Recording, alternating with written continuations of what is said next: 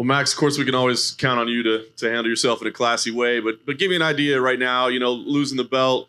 What's the emotion like for you at this moment? I don't want to sound like a sore loser. I didn't watch no tape. I don't know what happened. I felt like we was doing enough, but there's three guys opinions that matter the most, and them treated my way. So at the end of the day, it is what it is. We be back. Like I said, I'm only 28. I'm only 28, guys. I'll be back, and we'll be ready. I know you had a lot of respect for Alex coming in and knew he'd be a difficult challenge, but was there anything he did in there tonight that surprised you? Anything that you weren't expecting that, may have caught you off guard a little bit? Not at all. Not at all. The only thing that I respect about Alex is the way he carried himself throughout this whole fight, even before this fight. Like how he would talk about if he had to fight for an interim, he'd do it. If he had to fight people under him, he'd do it. That's the same exact way I came up. When you're a champion, you gotta fight all the guys below you anyway.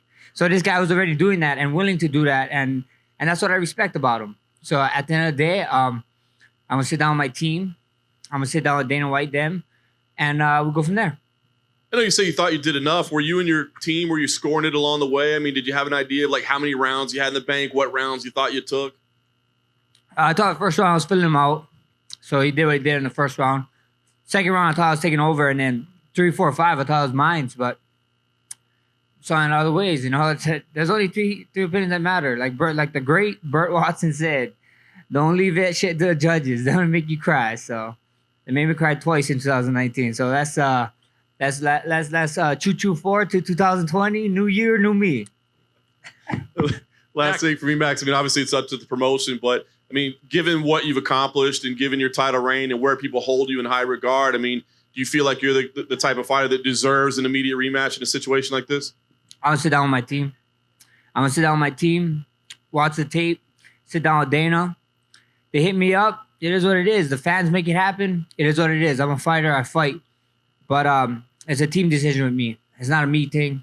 I'm not all about myself. My team got me here. I'm going to sit down with my team. Talk to Dana, and we'll go from there. Max, right in the front here, right in front of you. Right in front of me, right? Oh, hey, what's up, my man? Not too much. I wonder if you thought the distance, maybe you had difficulty getting to the distance you wanted. It seemed like as the fight went on, you did, but early in the fight, it seemed like he was able to keep you a little maybe further away than you wanted to be. Yeah, the first round, it always takes me a round or two to start get going, but yeah, so I was wanting to fill him out, I was talking about how strong he was, how powerful he was. So we was playing that game, I wanted to see, and I felt like I was having success from like mid-second round to all the way third, fourth, fifth, and at the end of the day, it just wasn't enough.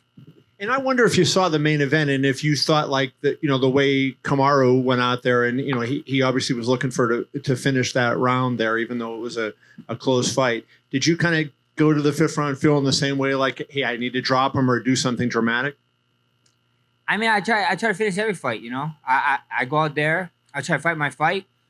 I definitely felt him slowing from third, fourth, and then even the fifth, he was talking a bunch in like the middle rounds, and then fourth and fifth, he wasn't really talking too much. So I felt like I was finding my way, I thought I was finding my way, and man, I fought wrong. Max, I know that a lot of athletes over here, when they get to be about 28, find themselves a little bit bigger, a little bit heavier. You've proven to be competitive at both featherweight and lightweight. Is there any thought here that maybe lightweight might be a good next fight for you or a future? We see what happens. We do this. We do these weight checks that UFC make us do weight checks. This is the lightest weight check I've been in a while, so it's been good. We just gotta sit down with Dana. Whatever Dana and them want to do. There's this guy broadcasting. He was doing the broadcasting. A big husky guy. He go by the name Daniel Cormier. Yep. He's eating everything I work for. Yep. You know who the money fight is, DC? The real money fight. It's me. So that is not on planet. Let me know. Make it a catch. And this is mic drop. Fantastic. Thank you, Max. Max, first of all, this is adorable. This is what's most important, right? yeah. We know you'll be back. You said you'll be back. Obviously, Volkanovski is one that you want to, you want to run that back. But is it definite that we'll see you come back to featherweight or maybe possibly 155? Because there's a lot of compelling matchups there, and I don't feel like you'll have a lot to prove at featherweight anymore. We see what happens. Like I said, I'm gonna sit down with my team. I'm gonna sit down with Dana White, Mick Maynard, Sean Shelby, Hunter. They all got my phone line. Call me up, and we can talk about it. That's just it. It's a team thing. When I say the Bless Express, when I say jump on the Bless Express, I gotta jump on too. I gotta find myself a seat. The coaches, these guys run it. Even Mini Bless over here chugging coal into it. I ain't doing nothing. I sitting back looking. They pushing me all in front. They making sure I shine. But my coaching and stuff, they're the one that really running the engine. So at the end of the day, I'm gonna sit down with my team. We'll have that talk with Dana, and we'll go from there. How are your legs? Because they looked pretty red in the fight. Those shots look really painful. How you feeling right now?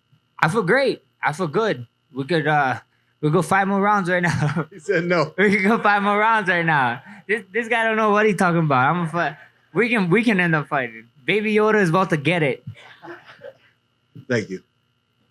Max, in April, when you over here right in the center, when you lost to Dustin, we saw Rush visibly upset, and you used that as a learning opportunity to, teach him something.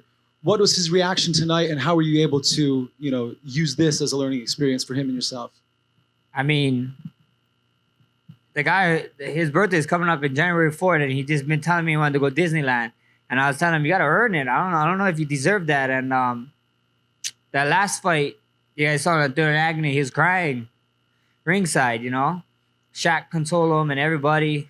This fight, dry as a whistle. That guy had no tears. He didn't even care. He wasn't even phased. So exactly what I said, a loss is only a loss if you don't learn. And he learned from that. And I hope he learned, and he did. He's good today. Look, he's up here dancing, whatever he's doing, lying, doing all that fun stuff. So it's cool.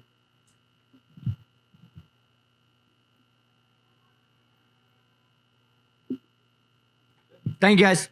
Thank you, Max.